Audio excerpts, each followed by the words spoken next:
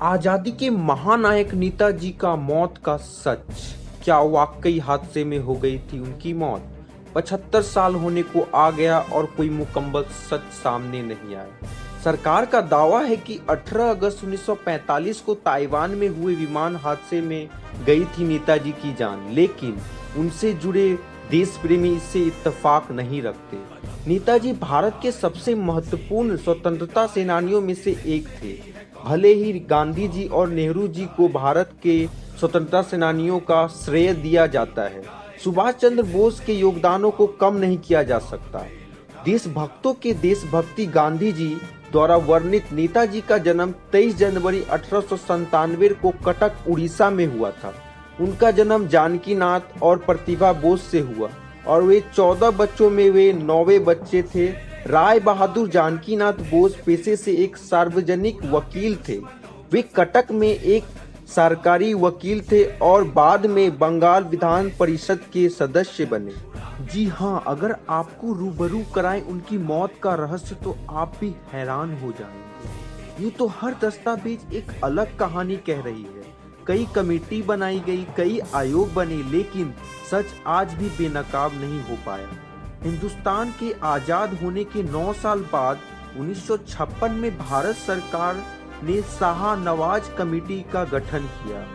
1970 में खोसला कमीशन को भी इस रहस्य को सुलझाने का काम दिया गया, लेकिन यह दोनों जांच सवालों के घेरे में आ गए। सन 1999 में मुखर्जी कमीशन ने भी पूरी कोशिश की और तब तहलका सा मच गया। 2005 में ताइवान सरकार ने कहा कि 1945 में उनकी भूमि पर कोई प्लेन क्रैश हुआ ही नहीं। मुखर्जी आयोग ने यह साफ शब्दों में अपने रिपोर्ट में इसका जिक्र भी किया, परंतु सरकार ने इस रिपोर्ट को खारिज कर दिया। आखिर क्यों? इस सच्चाई को किस वजह से सामने नहीं लाया जा रहा? किसको फायदा हो सकता था, किसे नुकसान हो सकता था?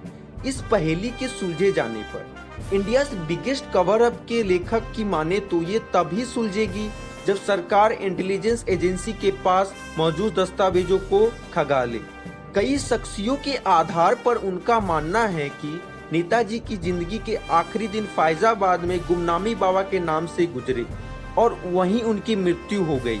नेताजी की भतीजी ललिता को हाई कोर्ट ने इजाजत दी कि गुमनामी बाबा के पास से मिले सभी चीजें, जो कि 23 बक्सों में 2673 चीजें देखी थी, उनमें कई चिट्ठियां उनके चाचा के हैंडराइटिंग में थी, फैमिली फोटोग्राफ, सभी की सूची बनाकर दे। हालांकि बाद में यह सभी जिला कोषागार में भेज दिया गया।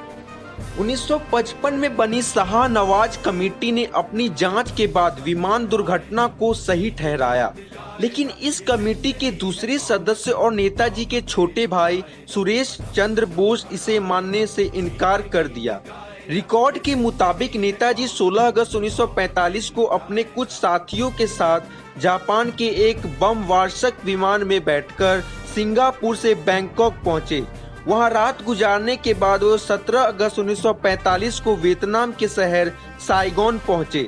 साइगोन से आगे जापानी अधिकारियों ने सुरक्षा के लिहाजे से नेताजी से अपनी सभी सहयोगियों को साथ न ले जाने को कहा। लिहाजा नेताजी अपने सबसे करीबी कर्नल हबीब उर रहमान के साथ मंचूरिया की ओर बढ़े। रास्ते में उन्हें वियतनाम के शहर तुरेन में रुकना पड़ा। तुरेन में रात गुजारने कर अगले दिन वे 18 अगस्त 1945 को ताइवान के शहर ताइहुकू पहुंचे।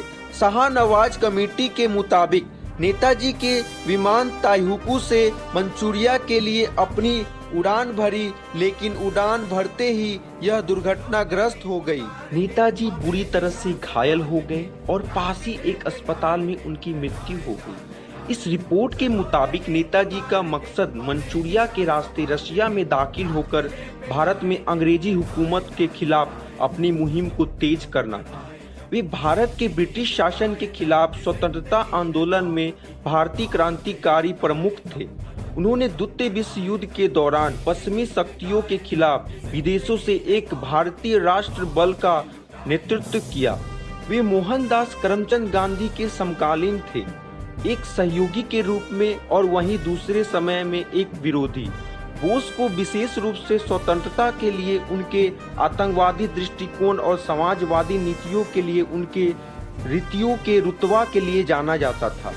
उन्होंने द इंडियन स्ट्रगल नामक एक पुस्तक लिखी जिसे 2 भागों में विभाजित किया गया। Indian national Congress forward block का गठन 3 मई 1939 को नेताजी ने किया था। उनका मानना यह था कि स्वतंत्रता दी नहीं जाती, ली जाती है, जिसे कि उन्होंने बुलंद आवाजों में समस्त भारतीयों से कहा था, तुम मुझे खून दो, मैं तुम्हें आजादी दूंगा।